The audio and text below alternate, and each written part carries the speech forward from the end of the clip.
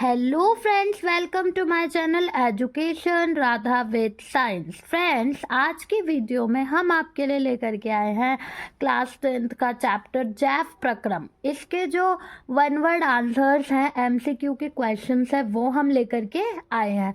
तो चलिए स्टार्ट करते हैं आज की ये वीडियो। देखिए, मानव आहार नाल में भोजन से मिलने वाले प्रथम एंजाइम है, यानी कि जो भोजन है, भोजन में जो पहला एंजाइम मिक्स होता है, भोजन पे काम करता है, उसका नाम क्या है? एमिलेज, जो कि कहाँ पे होता है? मुंह के अंदर, हमारे माउथ के अंदर होता है। नेक्स्ट है ये जो आपका एमिलेज एंजाइम है, ये हमारे भोजन में उपस्थित स्टार्च को क्या करता है? तोड़ देता है, यानी कि उसे पचा देता है। ठीक है, आगे चलते हैं। रंध्र का खुलना और बंद होना किसके द्वारा नियंत्रित होता है? रक्षी कोशिकाओं के द्वारा। ठीक है, जो रक्षी कोशिकाएं होती हैं जल में, वो नियंत्रित करती हैं रंध्र के खुलने और बंद होने को। ठीक है, जो रक्षी कोशिकाएं हैं उनमें जल भरा हुआ होता है ना, जो आपका स्टोमेटा होता है, स्टोमेटा के अंदर आपकी रक्षी कोशिकाएं होती हैं। उन कोशिकाओं में जो जल की उपस्थिति है, ठीक है, उसी के ऊपर जो आपका रंध्र है वो खुलता है और बंद होता है। अगर उसमें जल भरा है तो वो ओपन हो जाएगा, ठीक है, और अगर जल निकल चुका है तो वो क्लोज हो जाएगा। अब दिए गए चित्र में ए और बी को पहचानना है। तो ए ये आपका पार्ट है जिसे रक्षी कोशिका कहते हैं, और बी ये जो बीच का छिद्र है इसे रंध्र छिद्र कहते हैं। इस अभिक्रिया को पूरा करना है। तो देखिए, ये जो अभिक्रिया है फोटोसिंथेसिस यानी प्रकाश संश्लेषण की अभिक्रिया है, और यहाँ पे आपका 6 CO2 + 12 moles of H2O mix होते हैं प्रकाश की उपस्थिति में। 6H12O6 यानी कि ग्लूकोज बनता है, प्लस ऑक्सीजन निकलती है 6 मोल, और 6 मोल वाटर के निकलते हैं। साथ में यहाँ पर मौजूद होता है हरित लवक। कोशिका की ऊर्जा इकाई है ATP।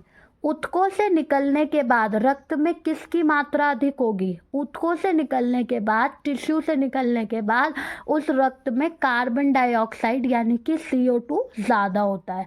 स्वपोषियों में आंतरिक ऊर्जा भंडार है। जो स्वपोषी जीव होते हैं उनके अंदर जो ऊर्जा होती है वो कितनी है? स्टार्च और मंड। ठीक है, स्वपोषियों में जो आंतरिक ऊर्जा का भंडार है वो कितना है? क्या है? स्टार्च और मंड। उनमें स्टार्च ज़्यादा होता है, जिसे हिंदी में हम मंड कहते हैं।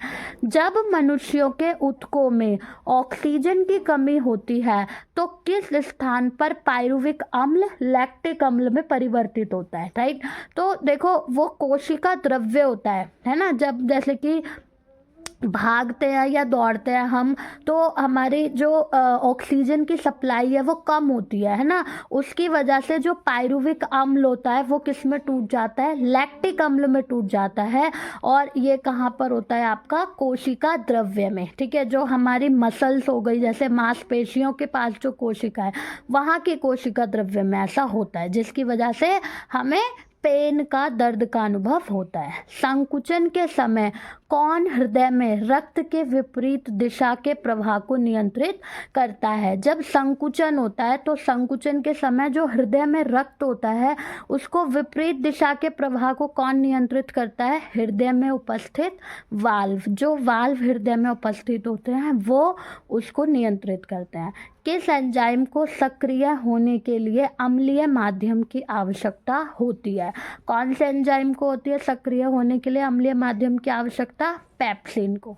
जीव जो भोजन का अपघटन शरीर से बाहर करके इसे अवशोषित करता है, ठीक है, वो जीव जो भोजन का अपघटन शरीर से बाहर करके उसे अवशोषित करता है, कौन है?